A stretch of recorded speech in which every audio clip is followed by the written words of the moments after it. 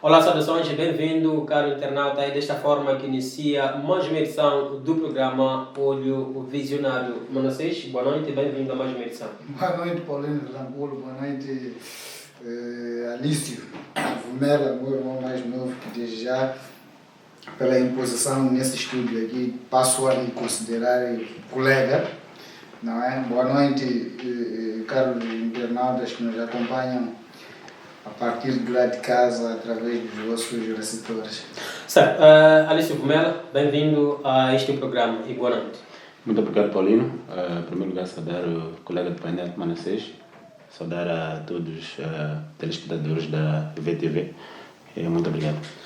Certo, antes de irmos aos fatos que marcam a semana, vamos aos assuntos que trazemos para o debate nesta edição. A Procuradoria-Geral da República formaliza a acusação contra o antigo Ministro das Finanças e deputado da Assembleia da República pela bancada parlamentar da Frelimo, Manuel Chang, e mais 3 arguidos do Banco de Moçambique.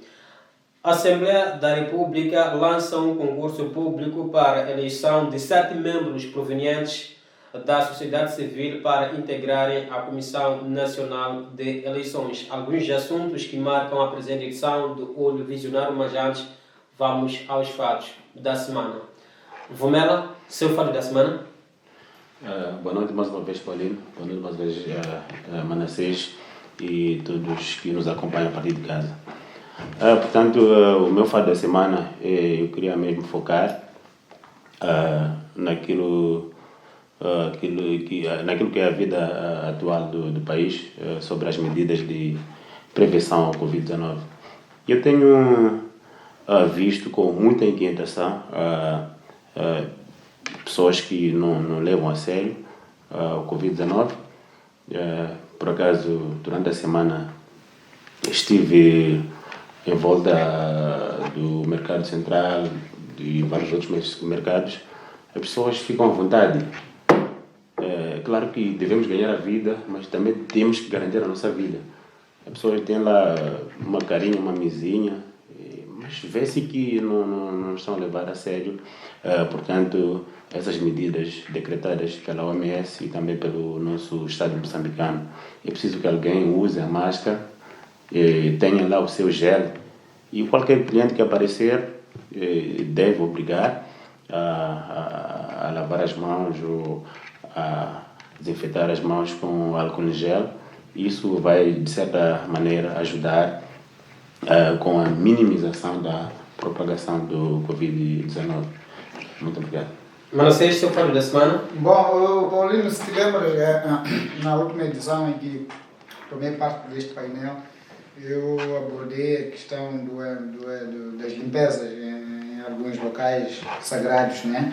E aquilo foi um início de um ciclo, daquilo que eu até deveria considerar uma rubrica até do programa, em que eu trago assuntos que inquietam os munícipes. E desta vez eu viajei um bocadinho para Chibuene, usando a entrada como é que é? A rua do Chibuene, né? Entretanto, há lá uma zona chamada Nhajuce. Me parece que aquilo até deve ser bairro do aeroporto, não é Nhajuce efetivamente como bairro.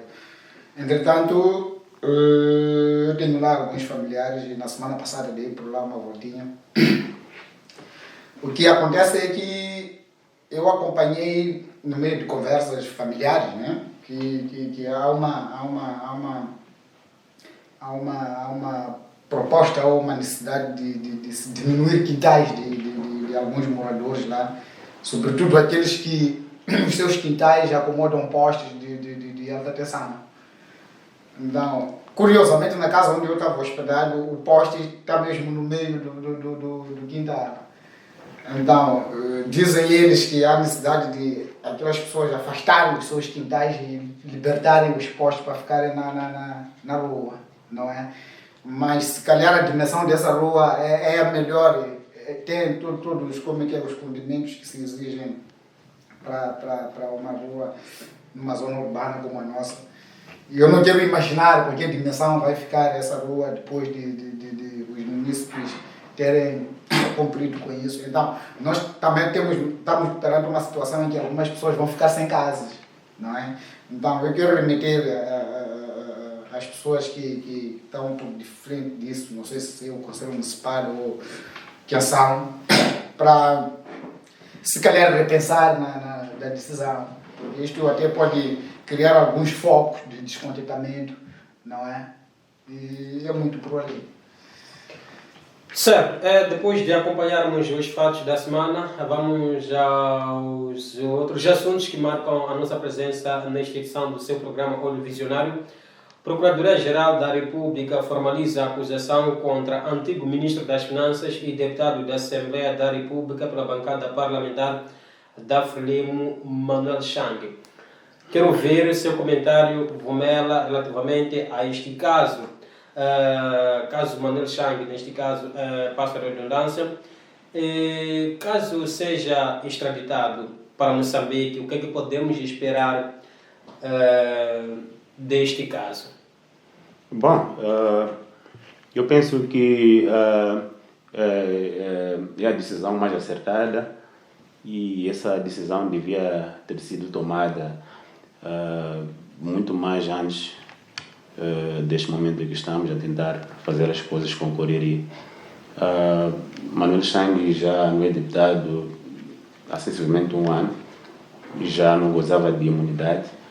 Então era o momento de acusá-lo para que, portanto, quem se interessou nesse aspecto das dívidas ocultas pudesse entender que o país onde tudo foi orquestrado também já está preocupado. Portanto, é uma decisão já acertada, como dizia. Cabe agora, portanto, em outra linguagem, correr atrás do tempo. Porque o governo moçambicano perdeu muito tempo e com o tempo já devia ter sabido qual seria a finalidade disso. Portanto, eu penso que com a extradição com esta acusação já temos todas as ferramentas para trazer o Manuel Chang a Moçambique e responder pelos crimes que supostamente tenha cometido aqui em Moçambique. Manassés, qual é o seu comentário relativamente a este caso? Pela primeira vez, a PGR formaliza a acusação contra o antigo ministro das Finanças e o Manuel Chang. O que podemos esperar daqui para mais adiante? Bom, pela primeira vez a PGR formaliza a acusação contra o Manuel Chang e, por favor, pela primeira vez nós também temos que aceitar que fomos dar um banho de aula pelos países que têm realmente a justiça a funcionar. Não é? Manuel Chang foi preso na África do Sul, já passam uns 2 anos, se a memória não me trai, e nessa altura até usava o passaporte diplomático, não é? Era deputado da Assembleia da República. O ZEUA e a África do Sul ensinaram a nós como é que a justiça funciona. E foi dali que nós começamos já a andar atrás do processo, e nós não ajudamos esses países que nos deram aula, não é? Tentamos mostrar a eles que nós não queremos que o nosso concidadão, ladrão, entre aspas, vá para os Estados Unidos para responder por aquilo que ele terá cometido. E eu não quero aqui, não estou a entender até aqui o que os moçambicanos saem a ganhar com essa luta titânica que está a acontecer entre a justiça moçambicana ou as instituições públicas moçambicanas e a justiça sul-africana, e no meio de tudo isso o ZEUA. Não é? Se nós, por exemplo, queremos aceitar, aprender, há muito que deixaremos de ter deixado o Manuel Chang avançar para os Estados Unidos, e se ele não cometeu os crimes a que é acusado, seria lá ilibado e voltaria para casa, se calhar até voltaria ainda a abraçar o Ministério ou voltaria ainda para a casa do povo. E nós estamos aqui a andar em brincadeiras de atrasar a vida do próprio Manuel Chang. Ok. Agora, Desculpa, mas Manassés, há aqui um porém. o Manuel Chang não era um cidadão comum, era um ministro, foi ministro, já foi diretor nacional por aí. Portanto, eu penso que o governo aí tentou a todo custo, portanto, defender aquilo que é a bandeira, porque seriam, como é que se diz, os segredos do Estado em causa. O Manuel Chang, certamente não sabemos quais são as condições que ia encontrar lá nos Estados Unidos. Bom, devia ter sido metido numa cela em que, com muita urgência, devia divulgar assuntos da nação. Então, eu penso que o governo aí, em algum momento, pensou bem em tentar lutar, remar contra uma maré que não se via, uma maré invisível, buscar o Manuel Chang a Moçambique, mas também pecou em retardar esse processo. Já devia ter sido o governo moçambicano agir para tentar buscar, acusar o Manuel Chang com o crime que cometeu. Bom, eu não vou rebater isso. Estavas aqui a dizer que ele não é um cidadão qualquer. Eu não sei diferenciar quem é cidadão qualquer e quem é um cidadão se calhar, com mais dignidade. A única coisa, respondendo à tua pergunta, Paulino, eu não espero nenhuma justiça com o regresso do Manuel Chang a Moçambique. Porque nós estamos a tentar dizer que, sim senhor, nós também acusamos o Manuel Chang. Agora, nós também, por que nós não acusamos logo a princípio, se é que nós entendemos que o Manuel Chang teria cometido algum crime em Moçambique? Entretanto, o seu regresso para Moçambique será talvez para vir ganhar um estatuto. Não traz uma esperança para o povo moçambicano? Não, caso ele seja extraditado a Moçambique? Para mim não. Para mim não. Obviamente que não traz nenhum acréscimo em Moçambique. Talvez para tentar cobrir as pessoas que estiveram envolvidas e vamos tratar o assunto internamente, não precisamos. Moçambique é um país político que a política, como todos sabemos, é preciso proteger a quem, por exemplo, se mete. Até porque a guerra titânica que eu vejo aqui é exatamente essa, porque o Manuel Chang não estava lá sozinho, sim, não é? Tem pessoas que estão aqui a passear a classe, que orquestraram tudo isto com o Manuel Chang. Só que, infelizmente, feliz ou infelizmente, ele é que foi encontrado, não é? Entretanto, há muita gente aqui preocupada neste caso. Dali que até somos, estamos a gastar dinheiro, gerar o público, a tentar trazer o Manuel Chang a Moçambique. E se ele voltar para aqui, esse processo terminou. Então, no seu ponto de vista, este processo tinha que terminar no país vizinho, ou o Manuel Chang tinha que ser extraditado para os Estados Unidos? O Manuel Chang já deveria estar nos Estados Unidos há muito tempo. E se calhar ele já teria sido ilibado, sei que ele não cometeu o crime em que é supostamente acusado. Se calhar ele já estaria em liberdade. Então, por que nós já estamos aqui em guerra de encobrir o Manuel Chang? Deixa-no seguir. Certo, vamos olhar o outro tema. O município de Maputo assinala 133 anos da sua elevação à categoria de cidade. Vomera, como é que olha a capital do país fazendo uma comparação do ponto de vista econômico? Bom, eu acho que é um crescimento mais ou menos visível, embora ainda faltam muitos detalhes. Na cidade de Maputo. A cidade de Maputo é a nossa capital. É um pouco injusto chegar a Maputo e encontrar algumas avenidas, encontrar alguns edifícios bem antigos que talvez o colônia que tenha deixado, sem que tenham no mínimo os cuidados, pelo menos se limpar e dar a alguém que tenha que cuidar daquele espaço, fazer outra infraestrutura que seja do benefício dos munícipes. Mas, em todo caso, está de parabéns. O que também se deve melhorar em Maputo é a questão da criminalidade. Olhando para aquilo que é a grandeza da cidade de Maputo, isso passa na mídia, nas televisões, por aí em diante. As pessoas ainda passam mal, num bairro um pouco periférico. Então, as pessoas passam mal, não têm lá a proteção devida, faltam algumas condições, tanto que ainda existe aquele dilema de falta de energia elétrica em que o vizinho tem que abastecer outro vizinho. Então, isso é um pouco inaceitável para aquilo que é a grandeza da cidade de Maputo. Manossês, em pleno dia em que os maputenses assinalavam os 133 anos de elevação de Maputo à categoria de cidade, raptava-se a filha de empresários portugueses. Isso aconteceu na cidade da Matola.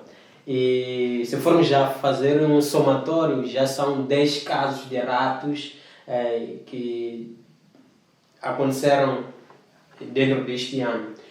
No seu ponto de vista, que imagem estamos a vender para os países de fora e assim como para nós mesmos? Qual a imagem real que nós estamos a vender com esses raptos que muitas das vezes têm como vítimas empresários, filhos de empresários? Será que há fragilidade dos nossos órgãos, ou dos órgãos da justiça moçambicana, uma vez que há certas vezes que somos já apresentados, através dos órgãos de comunicação social, a certas pessoas que presume-se que sejam os autores ou os praticantes desses atos? Estás a me colocar duas perguntas numa só. A primeira é, eu gostaria de debater os 133 anos da elevação da cidade de Maputo, da nossa capital, a categoria de cidade, né? Mas eu até ia para lá, para a tua segunda pergunta, dizer que Maputo está a crescer, e está a crescer com os seus problemas, não é? Do ponto de vista de infraestruturas, nós temos aquilo que é o centro da cidade, não é? Que é representado por aqueles edifícios tidos como muito altos, mas que apresentam fissuras. Elas já reclamam de uma reabilitação, mas também temos alguns bairros reconstruídos não, aquilo que nós chamamos de espação aqui, porque eu passei a ver em 1997, e naquela altura não existia Matemere, não existia alguns bairros por ali, mas são bairros que até agora, se tu chegas, consegues ver que sim senhora, há uma necessidade, os moçambicanos estão a crescer e estão a construir a cidade de Maputo. Agora, raptos, nós já vendemos a nossa imagem já faz algum tempo. Talvez só estamos à espera de receber o bónus daquilo que nós realmente somos. E já começamos até a afugentar os nossos investidores aqui no país, porque nós não precisamos deles, não é? Precisamos deles, sim. Há uma classe que precisa deles, mas há quem não precisa deles. Quem tem o poder de decisão não precisa de nenhum investidor aqui, e é tudo centralizado, e vamos ver lá para frente. Entretanto, eu fico cá comigo com a percepção de que estamos a crescer, não é? Como cidade, mas estamos a regredir como sociedade. Ok, Manossês, peço para que me diga uma coisa. Já disse que já vendemos a nossa imagem. Qual é essa imagem que já vendemos? Boa ou má? Má. Quantas vezes eu estava aqui a dizer que alguns investidores já começaram a abandonar o país. Então, lá nos seus países, o que é que falam de Moçambique? As notícias correm nos mídias, nas televisões, e nós até corremos para nos metermos nos canais internacionais para sermos bem vistos, que afinal de contas nós funcionamos assim. Entretanto, eu continuo a dizer, nós estamos a crescer como Maputo, não é? Capital, mas estamos a regredir com valores morais na sociedade. Só para salientar. Certo, mas deixa que eu coloquei a questão. O que estará a falhar, no seu ponto de vista, por parte dos órgãos da justiça moçambicana, tendo em conta que em algumas vezes somos apresentados algumas pessoas que presumem-se que sejam praticantes dessas más ações que temos vindo a registrar, sobretudo no que diz respeito aos raptos, mas que depois são colocados em liberdade? Bom, essa questão dos raptos, antes até de atingir a classe dos empresários, também preocupam a classe baixa. É inaceitável, Paulino, em que alguém, por exemplo, rapte minha filha, meu filho vai me exigir $1 milhão. Eu não tenho, nem vou conseguir ter. Agora, parece que veio a ter uma tonalidade alta porque começou-se a raptar filhos de empresários e os próprios empresários. Então, essa questão de rapto, na verdade, é uma questão errada, em que deve ter um fim.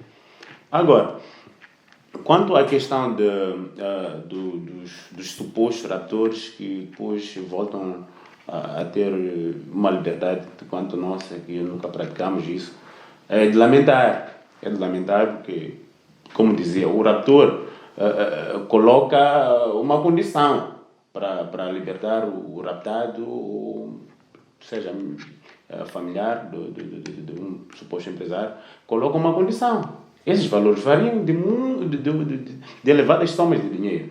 $1 milhão. Então, com $1 milhão, a câmbio atual de por aí 70 alguma coisa, alguém tem por aí 70 milhões. Agora, se lhe colocam, ou lhe colocam a vara da justiça, e lhe exigem uma caução, portanto, de cerca de 2 milhões de meticais, estamos a falar em menos de $50 mil. Então, a pessoa consegue pagar. Então, eu penso que o problema está no sistema, no seu todo. Não é novidade que em Moçambique, como dizia o Manassés Unhachun, estamos a vender uma má imagem. Como é que se vende uma imagem, ou uma má imagem? Vende-se a má imagem na altura ou no momento em que as pessoas começam -se a organizar e criam um circuito de fazer as coisas, e a pessoa também está aí metida para fazer o quê? Para poderem combater a pessoa. Então, isso já chegamos ao ponto de chamar-se de crime organizado. Esse crime organizado que está a destruir a imagem de Moçambique, está a destruir os moçambicanos. Os moçambicanos não estão preparados para pagar essas somas de valores. Nós precisamos de empresários, nós precisamos de uma tranquilidade, de uma segurança. Agora, se há alguém que tem poderes de defender o povo, além de defender o povo, cria amizades obscuras para tentar ganhar um dividendo com um cidadão de uma conduta, sei lá, isso cria crime organizado. Então, é preciso que a justiça trabalhe, o governo moçambicano pense em colocar as pessoas certas nos lugares certos, que vão poder executar as pessoas com penas exemplares. Não é para a pessoa garantindo aquilo que ele tem de poderes econômicos, vai criar barbaridades e sai ileso. Ok, muito obrigado, Vumela, pelo seu comentário, e convidamos o caro internauta para observarmos o nosso intervalo e voltamos em já. Bem-vindo ao canal Vilanculo TV. Acompanhe notícias, entretenimento e desporto. O nosso objetivo é manter o telespectador informado de tudo o que acontece em Vilanculo e no nosso belo Moçambique. Siga-nos nas nossas redes sociais, Facebook, Instagram, YouTube e Twitter. Não se esqueça de partilhar os nossos conteúdos para juntos crescermos. Liga-te à sua TV online. Esta é a segunda e última parte do programa Olho Visionário, onde continuamos a trazer vários assuntos que marcam a atualidade nacional. A Assembleia da República lançou esta quinta-feira o concurso público para a eleição de 7 membros provenientes da sociedade civil para integrarem a Comissão Nacional de Eleições. Manassés, com esta integração da sociedade civil, ou depois de se eleger esses 7 membros provenientes da sociedade civil para a Comissão Nacional de Eleições, o que é que podemos esperar nos próximos pleitos eleitorais? Bom, eu ia até dizer que a iniciativa é boa e ia nos trazer um ganho, alguma transparência, se efetivamente esses 7 membros viessem da sociedade civil. Mas eu tenho minhas reservas em aceitar que realmente eles serão membros da sociedade civil. Porque cada um, não é? Alguns membros de alguns partidos criam algumas alinhas por ali dentro e constrói-se uma certa sociedade civil partidária, não é? Então, eu quero apelar aos membros do júri não é? Desse apuramento, que verifiquem com A mais B se realmente as pessoas, os candidatos, são realmente da sociedade civil ou são pessoas membros de partidário, como é que é, membros de alguns partidos, mas de uma ala tida como sociedade civil de um certo partido. Não sei se me entendes, Paulinho. Então, é exatamente isso. Mas se eles realmente são membros da sociedade civil, eu espero muita coisa. É que se eu for a te perguntar agora quem é Moçambique é membro da sociedade civil, vais ter uma grande dificuldade de me dizer. Porque nós todos já andamos a cantar. Não, eu sou membro da sociedade civil, sou membro da sociedade civil, e no coração nós sabemos de que partido é que somos. Entretanto, eu espero, repito, eu espero que os 7 membros, não é, que vão integrar a Comissão Nacional de Eleições sejam efetivamente membros da sociedade civil. Vumela, qual é a sua análise relativamente a este assunto? Bom, eu até podia me alinhar ao Nhaxun. Temos um grande dilema em Moçambique para identificar efetivamente membro da sociedade civil. Isto porque eu até posso circular nas ruas sempre dar qualquer tipo de camiseta e equipamento que pertence a um certo partido político. Mas certamente em das eleições eu vou fazer aquilo que é o meu direito. Vou votar num certo partido político. Isso querendo dizer que eu não sou um político ativo, mas tenho um amor, tenho um afeto a um certo partido político. Então, e analisando aquilo que é, por exemplo, a Assembleia da República, estão lá os políticos. E quem vai propor os nomes são políticos. Temos uma bancada da Frelimo, que tem a maioria, que, em termos do regimento da própria Assembleia da República, tem direito a indicar mais membros. Já mostra que esses membros pertencem ou militam de uma forma não clara, mas é aquele partido. Então, temos lá também a outra formação política, não tanto o MDM, pode indicar 2 ou 1, conforme também o regimento. Então, isso é uma questão que eu acho que é um TPC para aqueles que serão indicados. Nós tivemos aqui vários barulhos, sejam nas eleições autárquicas, eleições das assembleias provinciais, como gerais, como isso acontece em algum momento em simultâneo, em que algum partido sente-se lesado pela parte dos gestores, dos responsáveis, ou aqueles que gerem esse processo eleitoral. Não, porque aquele pertence ao partido X, tentou a todo custo, por exemplo, nos lesar. Então é preciso que essas pessoas se forem ser indicadas, tenham responsabilidades de fazer o voto de um cidadão, de um moçambicano, valer aquilo que efetivamente pretende que vale. Ok, Mano Cisco, o Vumela falava aqui de barulho que algumas vezes tem se verificado nos pleitos eleitorais, quer sejam autárquicos, presidenciais, enfim. Com a eleição desses 7 membros, acha que esse barulho poderá relaxar, passo a expressão, ou poderá findar?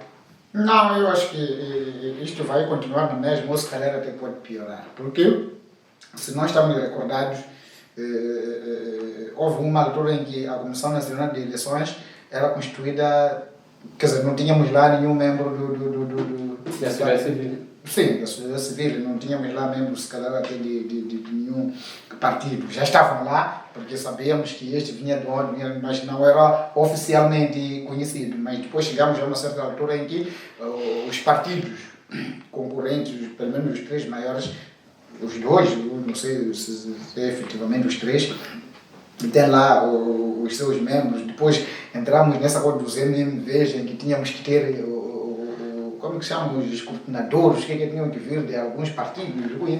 Entretanto, esse pacote todo não mudou nada naquilo que é o processo eleitoral em Moçambique. Continua na mesma. Nós tivemos com cada votação com mudança ou sem mudança dos gestores eleitorais, mas a reclamação de fraudes continuamos com ela até hoje.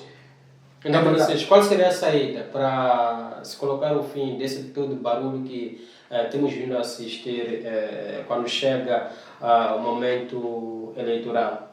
No seu ponto de vista, se está assim que está a dizer que com esses 7 membros que vão se integrar na Comissão Nacional de Eleições, o barulho vai continuar, qual seria a sua opção que se calhar o governo poderia levar a peito e em prática, com vista a se pôr o fim às chamadas eleições não transparentes, carregar o país no peito, reconhecer a moçambicanidade, ter o sentimento de patriota, e é muito mais por ali, porque eu não vou dizer retirar a circulação da moeda no período eleitoral, senão vou arranjar muitos problemas. Mas se fosse possível, essa é que seria a melhor solução. Vomera, a sua solução qual é? Bom, é uma solução quase impossível. Paulino, se eu estou em casa com a minha família, certamente pode até vir um vizinho reclamar, mas sempre a minha família vai me defender. Querendo com isso dizer que o governo, como está a dizer que o governo, o que é que o governo pode fazer? O governo não pode fazer nada. Um governo é eleito, é temporário. E qualquer governo quer se firmar no poder. Realmente pode, como se diz através dos seus oponentes, né, os opositores, dizem que não, porque o partido X tentou fraudar as eleições. Então, ali penso que não há uma solução possível, talvez adotando o sistema que outros países já que bebem da democracia já há bastantes décadas. Então, eu acho que esse modelo de uma votação eletrônica pode talvez dissipar esses equívocos. Vamos ao nosso último tema. Terroristas ocupam instalações da rádio comunitária de Muidumbi, em Cabo Delgado, e várias famílias, incluindo jornalistas, continuam a se refugiar para as matas devido às ações terroristas dos chamados insurgentes. E o que temos vindo a assistir ou a acompanhar no que diz respeito a este assunto de terroristas, muitos atos que lá acontecem são apenas divulgados pelos órgãos internacionais, com grande destaque para DW e VOA. Mas vocês, como é que olha a não participação, se calhar, dos órgãos nacionais na cobertura dessas ações que têm acontecido naquela província nortenha do país? Eu teria acompanhado há semanas atrás que o Ministério teria convocado, o Ministério de Defesa, né? Teria convocado os órgãos de comunicação social para comunicá-los que podem querendo fazer cobertura no terreno das operações. Entretanto, eu não sei como é que esse assunto terá terminado, mas é mesmo de lamentar e é assustador a forma como os órgãos de comunicação internacionais fazem cobertura do caso Cabo Delgado, né? E os nossos não. Eu não posso aqui avançar, afirmar categoricamente o que estará por detrás disso, mas é assustador, é assustador. Agora, voltando para a tomada da rádio pelos insurgentes. E também há relato de uma ação, houve massacre num dos campos desportivos, onde, segundo os relatos, foram decapitadas mais de 50 cidadãos daquele país, ou melhor, daquela região do país. Bom, eu não estou assim muito surpreendido com a notícia, tanto é que nós sabemos como é que os insurgentes matam as suas vítimas, decapitando, né? Entretanto, o que eu ia dizer mesmo é que quando se quer tomar o poder, as instituições de comunicação social é que são vítimas. Em qualquer parte do mundo sempre funciona assim, que é para não poder haver a transmissão de conteúdos, não é?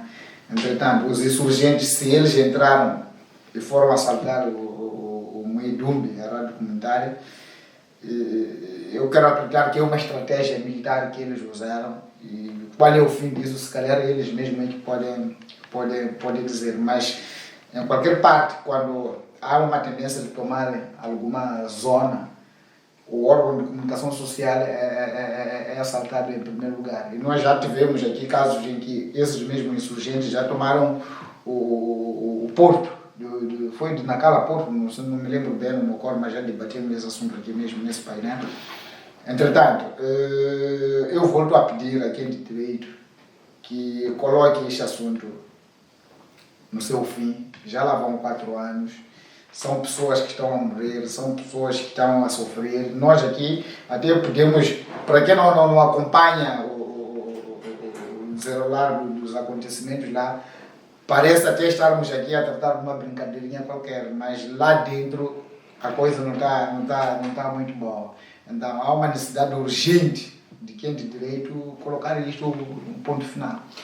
Vumela, qual é a sua observação em relação a este caso de Cabo Delgado? Terroristas continuam a fazer das suas e muitas famílias refugiam-se para as matas, deixando de trás seus bens. E também em relação ao massacre que supostamente registrou-se, o secretário-geral das Nações Unidas, António Guterres, condenou com veemência. Qual é a sua análise, qual é a sua observação em relação a este caso de Cabo Delgado?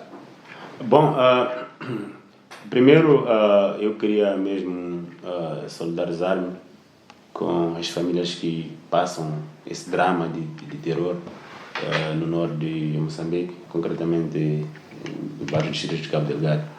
Isso é lamentável. Eu penso que já estamos há 4 anos, estamos todos a lamentar. Já não sabemos quem é que resolve esse problema. Porque eu lamento, o Paulino lamenta, até quem tiver a resolver também está a lamentar. Portanto, concretamente ao assunto dos mídias internacionais que têm acesso ao drama, aquilo que está a acontecer lá, eu penso que devia-se também abrir espaço para a mídia nacional também se fazer parte de lá. Sabemos que, como se diz na gíria popular, o jornalista é um soldado da paz. Então, estando lá o nacional, pelo menos viver o que as populações estão a viver, porque os relatos sempre vêm com uma informação deturpada. Não sabemos o que exatamente está a acontecer. Agora, quanto à comunicação do Dr. António Guterres, secretário-geral das Nações Unidas, não é surpresa isso.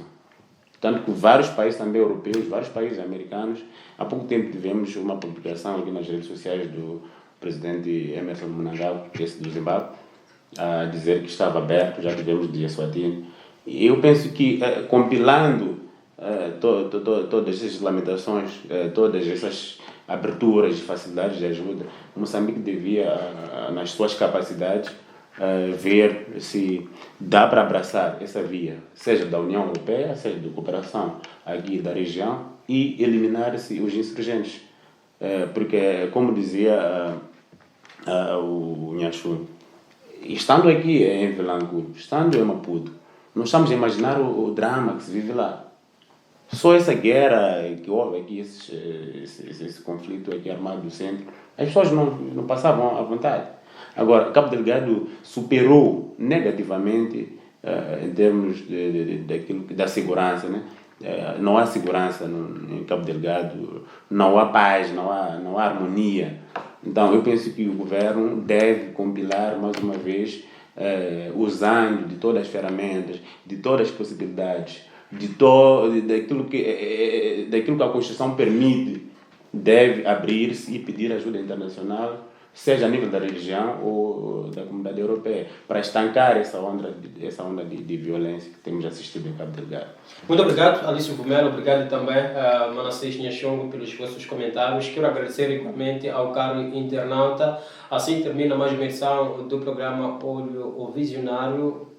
Próxima edição, para a semana. Continue se prevenindo da Covid-19. Caso seja novo no canal, pedimos para que subscreva-se, partilhe este vídeo para que tenha muitas visualizações. Até mais.